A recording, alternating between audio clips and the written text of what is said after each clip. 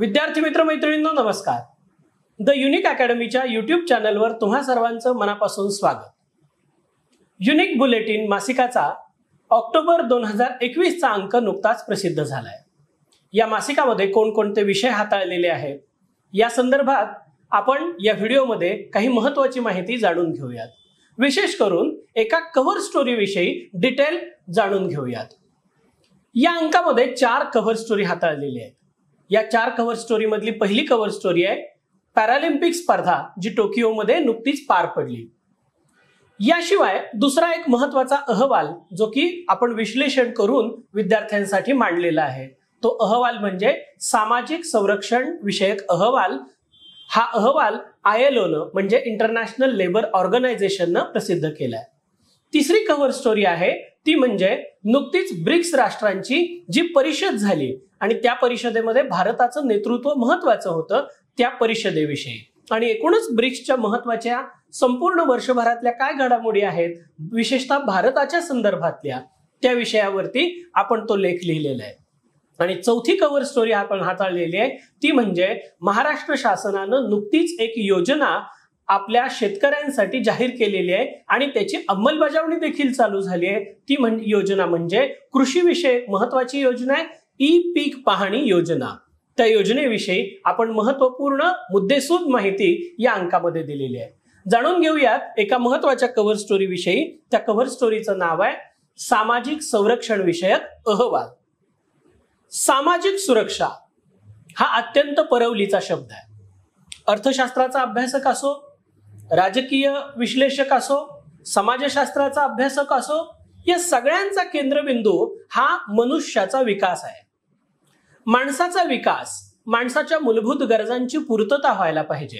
माणसाला मूलभूत गरजांची पूर्तता होऊन त्याचं राहणीमान उंचावलं पाहिजे. त्याला चांगलं आरोग्य मिळालं पाहिजे, चांगलं शिक्षण मिळालं पाहिजे, चांगल्या सोयी सुविधा मिळाल्या पाहिजेत आणि त्या माध्यमातून त्याचं जीवनमान उंचावलं पाहिजे. थोडक्यात काय आहे तर आपण ज्या विकासाच्या दिशेनं आपलं जग संपूर्ण जावं अशी आपल्या संपूर्ण संयुक्त राष्ट्राची अपेक्षा आहे. ती विकासाची वाटचाल म्हणजे शाश्वत विकासाची वाटचाल. मग या शाश्वत विकासापर्यंत आपण किती पोहोचलो? जगभरातल्या लोकांना सामाजिक सुरक्षितता किती मिळते? सामाजिक सुरक्षितता म्हणजे थोडक्यामध्ये त्यांच्या मूलभूत गरजा किती भागल्या जातात, त्यांना आरोग्यविषयक गरजा किती पूर्ण होतात, त्यांना शिक्षण विषयक गरजा किती पूर्ण होतात आणि विशेषतः समाजामधले जे वेगवेगळे घटक आहेत या घटकांचा विकासामधला सहभाग कसा आहे किंबहुना या घटकांपर्यंत या संपूर्ण विकासाच्या योजना कशा पोहोचल्यात, किती प्रमाणात पोहोचल्यात याचा या अहवालामध्ये संपूर्णपणे आकडेवारीसह उहापोह केलेला आहे. ही सामाजिक अहवालातली काही महत्त्वाची तथ्य पहा. हा अहवाल आंतरराष्ट्रीय कामगार संघटना अर्थात ILOनं 1 सप्टेंबर 2021 रोजी प्रसिद्ध केलाय. या अहवालामध्ये महत्त्वाच्या कुठल्या घडामोडी आहेत? या अहवालामध्ये कोणत्या राष्ट्रामध्ये कोणत्या सामाजिक घटकांना किती प्रमाणात सामाजिक सुरक्षितता प्राप्त होते म्हणजे उदाहरणार्थ बघा लहान बालकांना किती सुरक्षितता प्राप्त होते, महिलांना किती सुरक्षितता प्राप्त होते, दिव्यांगजनांना किती सुरक्षितता प्राप्त होते या संदर्भामधली आकडेवारी दिलेली आहे. तीच आकडेवारी अर्थात कामगार, दिव्यांग, महिला, बालके यांची स्थिती काय आहे ही दर्शवणारी ही संपूर्ण आकडेवारी आहे. ही स्थिती जर आपण समोर ठेवली तर या स्थितीवरून आपल्याला कोणत्या देशाचा किती प्रमाणावरती विकास झालाय, कोणत्या देशाच्या समोर कोणती आव्हानं आहेत आणि त्या आव्हानांना सामोरं जाण्यासाठी त्या देशानं काय करायला हवं याचं एक स्पष्टता या अहवालावरून येते. आपल्याकडं लोकांना सामाजिक सुरक्षितता प्राप्त व्हावी यासाठी नेमकं काय केलं जातं?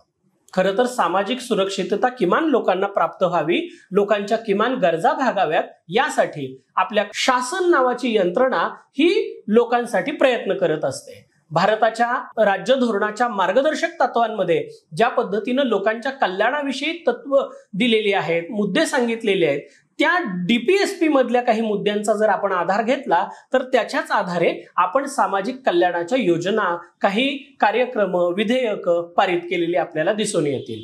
सामाजिक सुरक्षिततेच्या संदर्भात सगळ्यात महत्त्वाची बाब म्हणजे लोकांचं राहणीमान टिकून राहिलं पाहिजे.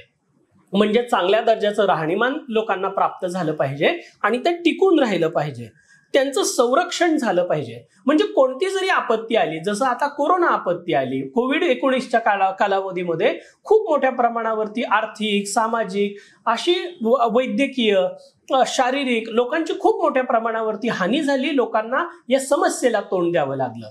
या पातळीवरती लोकांना संरक्षण प्राप्त व्हावं आणि म्हणून या संरक्षणासाठीच्या वेगवेगळ्या योजना राबवणं हे आपल्या सरकारच्या समोरचं महत्वाचं ध्येय असतं. आणि या योजना आपण ज्यासाठी राबवतो ती गोष्ट म्हणजे सामाजिक संरक्षण. आणि ह्या सामाजिक संरक्षणाची सद्यस्थिती काय आहे हा अहवाल आपल्याला स्पष्ट करतो. अगदी हा अधिकृत आकडेवारीसह ILOनं प्रकाशित केलेला अहवाल आहे. आता या सामाजिक सुरक्षिततेच्या संदर्भात या अगोदर आपल्या आयोगानं प्रश्न देखील विचारलेले आहेत. कंबाईन मुख्य परीक्षा जो PSIचा पेपर आहे, त्या PSIच्या पेपरमध्ये आपल्याला ह्युमन राईट नावाचा एक घटक आहे, मानवी हक्क आणि जबाबदाऱ्या. तर या मानवी हक्क या घटकामध्ये आपल्याला एक प्रश्न येऊन गेलेला आहे, तो म्हणजे UDHR आपला जो काही जागतिक जाहीरनामा आहे मानवी हक्क विषयक, त्या 1948च्या जागतिक जाहीरनाम्यामध्ये आपल्याला असं कोणतं कलम आहे की ज्या कलमाच्या अन्वये जगातल्या सगळ्या लोकांना सामाजिक सुरक्षितता प्राप्त झाली आहे, हे आपल्याला या अगोदर विचारलेलं आहे. आपल्याला राज्यसेवा मुख्य परीक्षेला सुद्धा आपल्याला या अहवालावरती प्रश्न विचारले जाऊ शकतात. आणि यापूर्वी सामाजिक सुरक्षिततेविषयी राज्यसेवा मुख्य परीक्षा GS पेपर 3 मध्ये आपल्याला प्रश्न विचारलेले आहेत. त्यातलाच एक महत्वाचा मुद्दा आपण समजून घेऊया की जगातल्या सगळ्या नागरिकांना सामाजिक सुरक्षितता प्राप्त व्हावी यासाठी UDHR 1948 मध्ये कलम क्रमांक 22 मध्ये एक तरतूद करण्यात आलेली आहे. आणि ही तरतूद म्हणजे सगळ्या व्यक्तींना सामाजिक सुरक्षितता प्राप्त व्हावी.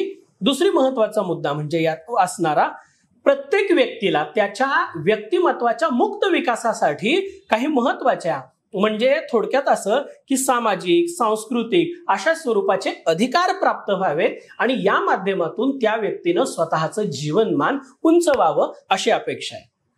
पुढचा महत्वाचा मुद्दा या कव्हर स्टोरीमध्ये हाताळलाय, त्यातली काही महत्वाची आकडेवारी पहा की जगात एकूण जे काही वेगवेगळे घटक आहेत त्या घटकांची स्थिती काय आहे, त्यांना किती प्रमाणात सामाजिक सुरक्षितता प्राप्त होते हा अहवाल स्पष्ट करतो.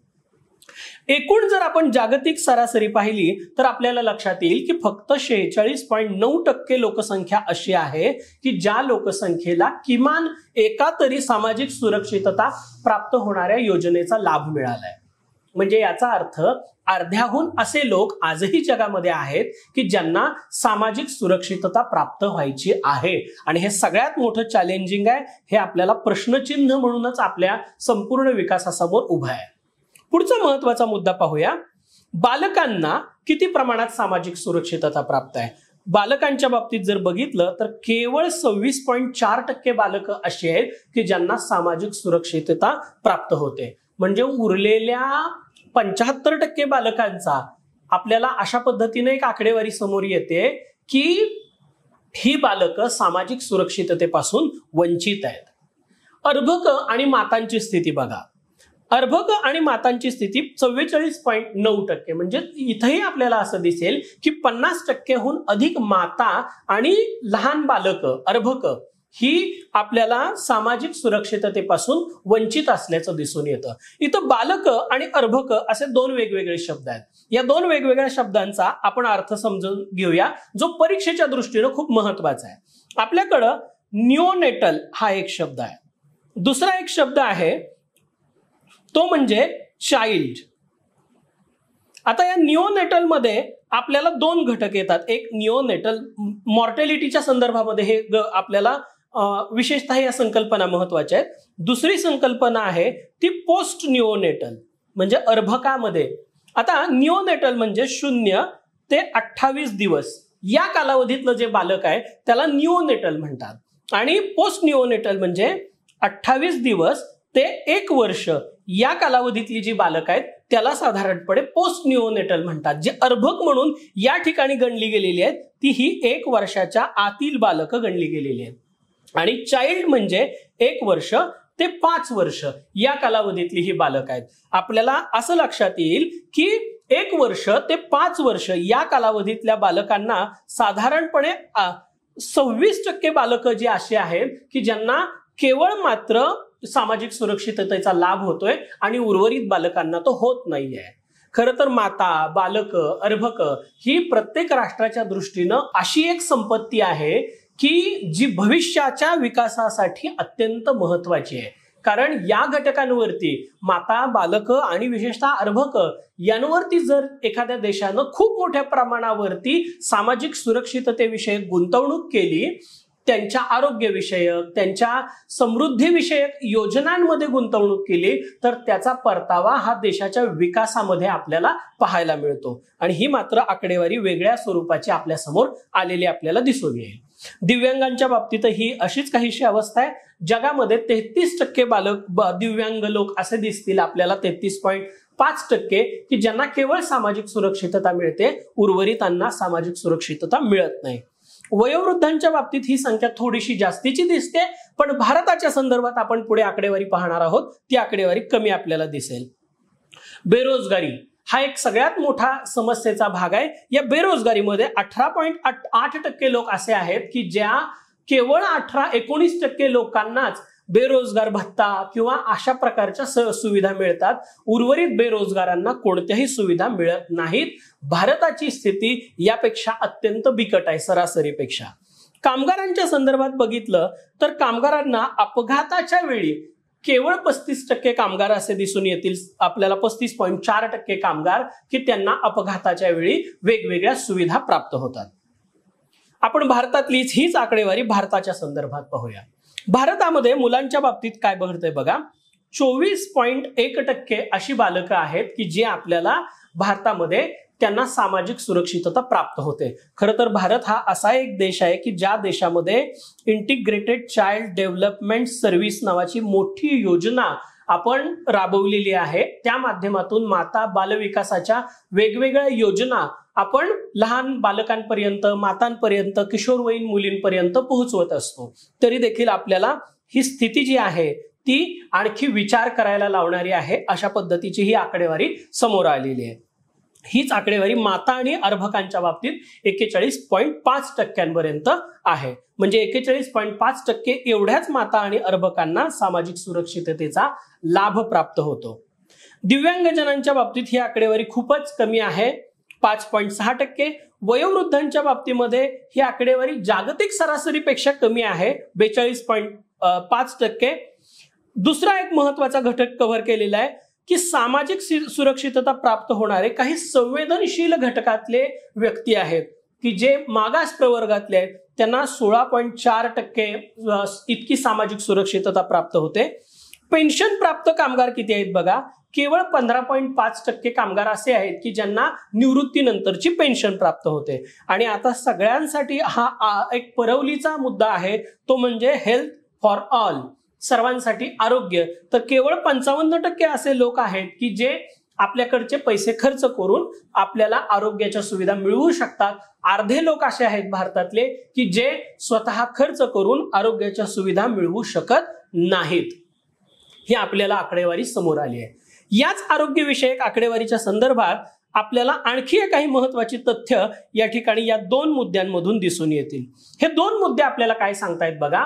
आपला जो राज्यसेवा मुख्य परीक्षा GS पेपर 3 HRDचा घटक आहे, HRD मधला पण पुन्हा आरोग्य विषयक घटक आहे, त्याच्यामध्ये आपल्याला ही आकडेवारी उपयुक्त ठरू शकते. ही आकडेवारी म्हणजे भारत हा आरोग्य हा घटक वगळता सामाजिक संरक्षणावर किती खर्च करतो, तर तो केवळ 1.4% इतका खर्च करतो आणि आरोग्यावरचा खर्च हा फक्त 1.0% इतका आहे.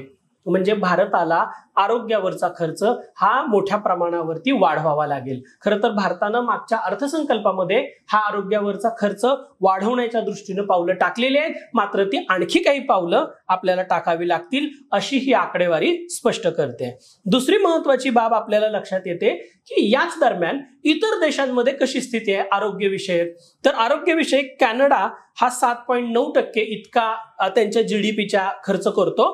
अमेरिका 8.6%, इराण 4.0%, मालदीव 6.6%, जपान सर्वाधिक आपल्याला दिसून येईल 9.2% आणि चीन सुद्धा 3.0% इतके जीडीपीच्या तुलनेत पैसे खर्च करतात. मात्र आपल्याला हा खर्च 1% वाढवावा लागेल. तो साधारणपणे 3 ते 4% इतपत जर पोहोचवला तर आपलं हेल्थ फॉर ऑल हे जे काही स्वप्न आहे, ही जी काही आपल्या समोरची एक ध्येयाची गोष्ट आहे ती आपण पूर्ण करू शकू. आणि सगळ्यात महत्वाची एक आकडेवारी या अहवालामध्ये दिसून येईल की संपूर्ण जगानं आपली जी शाश्वत विकास ध्येय आहेत, जी की 2015 पासून सुरू झालेली आहेत, सस्टेनेबल डेव्हलपमेंट गोल्स, ती 2030 पर्यंत आपल्याला अचीव्ह करायची आहेत.